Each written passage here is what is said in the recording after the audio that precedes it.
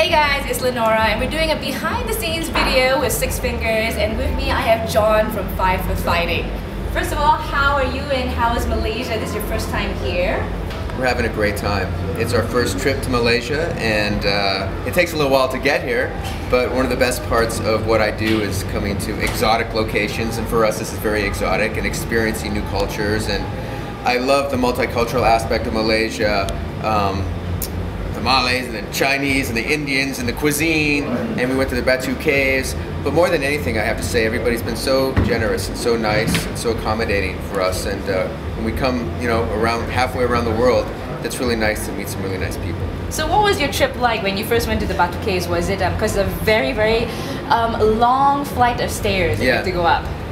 Well, I just ran my first marathon last year, so I could handle the stairs, and not sure I could handle the monkeys, but it was beautiful. It was fascinating, and we really enjoyed, the serenity of the caves and the beauty, and we're surprised to see a few chickens up there, but we got the full experience. No guano? No guano.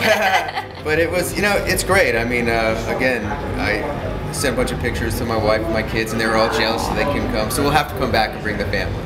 Awesome. I really hope you do come back quite soon for that. And you were talking about the food in Malaysia. So what have you tried so far? Well, last night I had the best Chinese food I've ever had in my life. So tonight we're going a little Indian, and before we go we'll hit some more Malaysian food. And as I said, I probably gained 5 pounds already.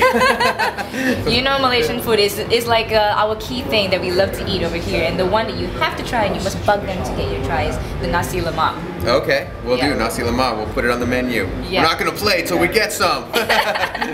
So okay, let's talk a little bit about your music.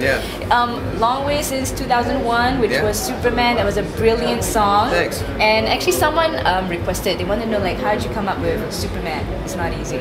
Superman is a wild story. I actually wrote Superman in 45 minutes from beginning to end, really fast. It's the only song I've ever written that quickly. 100 Years took months. The current single, What If, took months, and it was a gift. And I always thought if anybody ever heard that song, they might be able to relate to it. I mean, looking back on it, I was a young kid, kind of frustrated about the music business. Nobody would listen to me, I couldn't get a record deal, blah, blah, blah, blah, blah. So you hear the frustration in the song, but I do think, everybody can relate to the basic humanity of that song, that at the end of the day, we're not all Supermen, and we all bleed, and I think that's why that song was so big and popular around the world. I think that's the beautiful thing about your music and your lyrics, because it touches on humanity, love, and the one that I want to ask is on What If. Your latest music video is very interesting. Isn't it great? It's a beautiful sci-fi story. Can you tell us a bit more about that? Like, what got the inspiration? Was it your idea? Whose idea was it? I'm so glad you're recognizing that video. It just came out this week, and it's my favorite Five for Fighting video for What If. They finally let me make a video without me being in it, and that was the key. But we wanted something that was emotional and special, and I worked with a great director, Roman White, who's made tons of very famous videos, and he also wanted to make something a little different, not just a typical rock performance video. And he had this idea of a boy building a robot, and I said, well, how about if the robot builds the boy, and he takes his heart out, and he gives the robot gives the boy his heart, and he comes alive. And I'm not going to give away the ending, but at the end, the boy can't give his heart back. And that's kind of the sentiment of What If. If we could truly look through each other's eyes and share each other's experience, maybe we'd be able to rise above some of our differences. Okay, I know you don't want to give away the ending, but I have to ask because you're with me. Like, there's a scene where there was a humongous heart where the boy was looking at it. What was the symbol for that? Well, again, at the end of the video, the robot is not doing too well, and the boy, as he gets older, he would like to save his life and give his heart back, but of course he can't. He can't take his heart out. He's human. And the reality is we have one go at it in this life, and we have one chance to kind of do what we do. And I think, What If is like, don't have regrets, try to do the right thing. So what does the robot symbolize? I mean, like, it's usually a human that builds a robot, but this time it's the other way around. So what does the robot do for this music video? You're asking me very serious questions about the video. Because it's like so serious. It really was a very serious and touching short film. Well, I think, to me, again, and the beautiful thing about music and videos is people can take them and interpret them their own way. But to me, you know, a robot is not human. But we gave him humanity. We gave him life and death and love. And to me, I think that's the kind of interesting and the moving thing about it. And also, of course, whenever you have a little boy in a video and you're a dad, you cry at the end, no matter what. Yeah. Yes, I'm quite certain my audio guy here was crying. Oh yeah, I know, right? Yeah. Yeah. Okay, so what's moving on from there? What's the future for Five for Fighting? Well, we have a brand new record, you know. This is my 6th record, and it just came out last week in the States, and we did a bunch of TV and hopped on a plane and came over here. So I'll be doing a ton of shows this fall, you know. Hopefully we'll have success with What If and a few more songs, but I'm very grateful to still be doing it. You know, you mentioned, you know, Superman was 12 years ago, and I'm still kind of playing shows, writing songs, making records, so I don't take it for granted, and again, we're excited to get this new record out and have folks hear it. Okay, where's your next stop from here?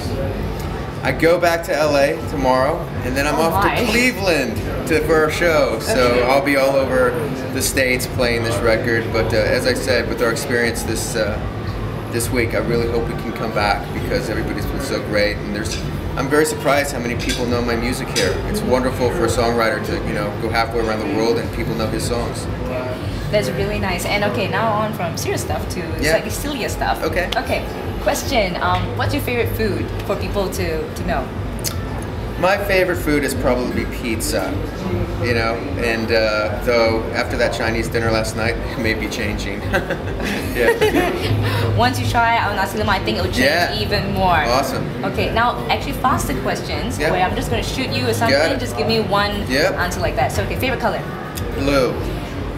Favorite car? 65 Mustang. Favorite actress? Oh my God, that one's hard. Who's my favorite actress, Randy? Oh come on, you gotta know. Who's my favorite actress? Sandra Bullock. Sandra Bullock? There you go. Favorite movie from Sandra Bullock? The Blind Side, because my song was in it.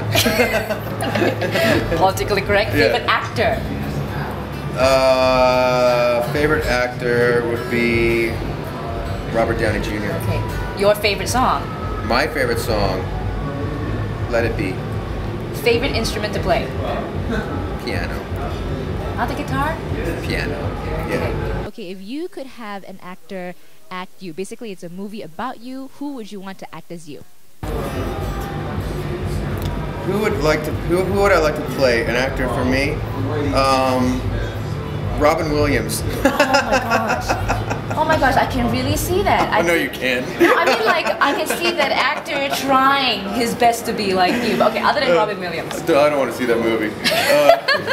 Who would be the perfect person? Actually, the perfect person to play me would actually be Brad Pitt, because we are basically separated at birth. You're like twins? Yes. You can't tell? Siamese twins? You can't tell? Yeah, of course I can. Yeah. Yes, I can. I'm surprised you don't call me Brad. Okay, Mr. Pitt, so how's Angelina Jolie? You know, how's the marriage and everything? Miss you, honey.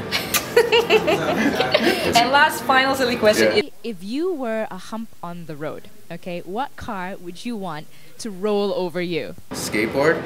That's not a car. I'm a hump in the road. Yeah, but I want to live.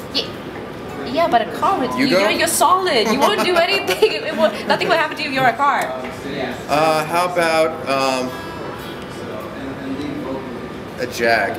A Jaguar? Yeah. My Nice. wife would be driving it. Yeah. Good. Okay, John, thank you so much for the interview. This is it. Do make sure you catch his music and his album Bookmarks, right? Yeah. Which is already out. I think it should be out here. If not, just listen to it on our local radio station, What If, and also any other song that's played on our stations. Thank you so much. My pleasure.